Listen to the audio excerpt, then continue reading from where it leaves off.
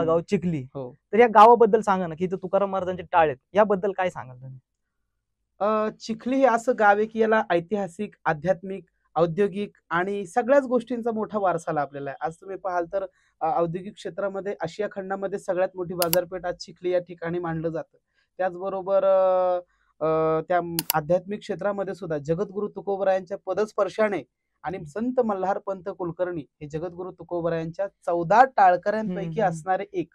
म्हणजे 14 टाळकरी तुकाराम महाराजांची 14 रत्न होती. ज्यावेळेस समुद्र मंथन झालं आपण शास्त्रामध्ये पाहतो, 14 रत्न निघाली होती.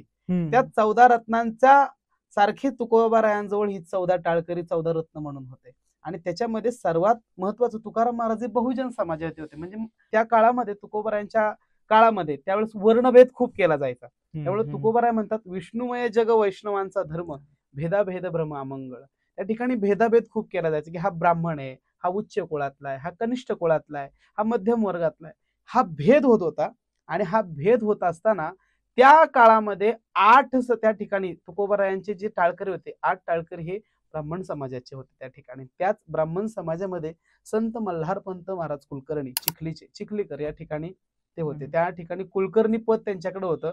म्हणजे सगळा हिशोब त्या ठिकाणी, सगळा कर वसूल करणे, सगळ्या गोष्टी महाराजांकडे होत्या. आणि महाराजांकडे त्या गोष्टी असतानाच एक ठिकाणी एके दिवशी कारणानिमित्त मल्हारपंत महाराज त्या ठिकाणी देहूला गेले. आणि देहूला गेल्यानंतर जगद्गुरू तुकोबारायांचं कीर्तन त्यांनी ऐकलं. आणि महाराजांचं कीर्तन ऐकल्यानंतर आपण म्हणतो ना, साधूच्या संगतीमध्ये गेल्यानंतर जीवाचं त्या ठिकाणी कल्याण होत असतं. परिसाचा स्पर्श झाल्यानंतर ज्याप्रमाणे लोखंडाचं सोनं होतं, त्याच पद्धतीने जगद्गुरू तुकोबारायांचं कीर्तन ऐकलं, दर्शन घेतलं.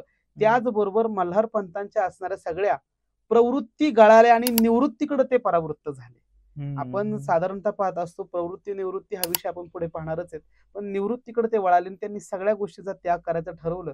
महाराजांच्या सानिध्यामध्ये आले, शिष्यत्व पत्करलं. ब्राह्मण असून ते विसरले की मी ब्राह्मण आहे. माझ्या जीवनाचं मला कल्याण करायचंय, मला मनशांती पाहिजे, अध्यात्म काय मला जाणून घ्यायचंय. आणि तुकोबराया जर एवढ्या अंतःकरणातून कळवळून जर सांगत असतील तर मला माझ्या जीवनात सार्थक करायचंय. मल्हारपंतांनी शिष्यत्व पत्करलं आणि शिष्यत्व पत्करल्यानंतर महाराजांच्या सानिध्यात ते राहिले. तुकाराम महाराज हे दर वद्य एकादशीला, म्हणजे महिन्याच्या 2 एकादशी असतात, एक शुद्ध पक्षातली आणि वद्य पक्षातली. तर वद्य एकादशीला ही ज्ञानोबरायांची एकादशी म्हटली जाते, आळंदीची. त्या वद्य एकादशीला तुकाराम महाराज पायी देहूला निघायचे. आणि पायी देहूला निघाल्यानंतर त्या ठिकाणी मल्हारपंत महाराज त्यांना त्या ठिकाणी थांबून घ्यायचे, मुक्काम करायचे. या ठिकाणी गावामध्ये कीर्तन व्हायचं चिखली गावामध्ये तुकाराम महाराजांचं. आणि मग त्या तिथून पुढे मग सर्व मंडळी आळंदीला जायची एकादशीला, असा नियम होता. आणि त्यांची अशी भावना होती मल्हारपंतांची, की सकाळी जर तुकाराम महाराज जर इंद्रायणीच्या पवित्र पाण्यामध्ये त्या ठिकाणी आंघोळीला जर उतरले तर त्यांना माहिती होतं ह्या ह्या टायमाला महाराज उठतात, ह्या वेळेला महाराज त्या ठिकाणी इंद्रायणीला आंघोळ करतात. मग त्याच वेळेला बरोबर मल्हारपंत महाराज उठायचे, इंद्रायणीच्या काठावर जायचे, त्यावेळी इंद्रायणीच्या पाण्यात जाऊन बसायचे. का तर माझे सद्गुरू तुकोबाराय ह्यावेळेस आंघोळीला बसलेत, त्यांच्या अंगाला स्पर्श झालेलं पाणी ह्या इंद्रायणीतून वाहत येतं, तेच माझ्या अंगाला लागेल, एवढा शुद्ध भाव त्यांच्यामध्ये होता. आणि फाल्गुन वद्य द्वितीयेला जगद्गुरू तुकोबरायांचं सदैव वैकुंठ गमन झालं. त्यावेळेस जे 14 टाळकरी त्यांनी धरलं होतं, ज्या ठिकाणी तुकोबरायांचा त्यांनी धावा केला होता, त्यामध्ये मल्हारपंतही होते. आणि तोच टाळाचा प्रसाद तुकोबरायाच्या हातामध्ये, तुकयाच्या हाती सहोदर टाळ असे निरंतर.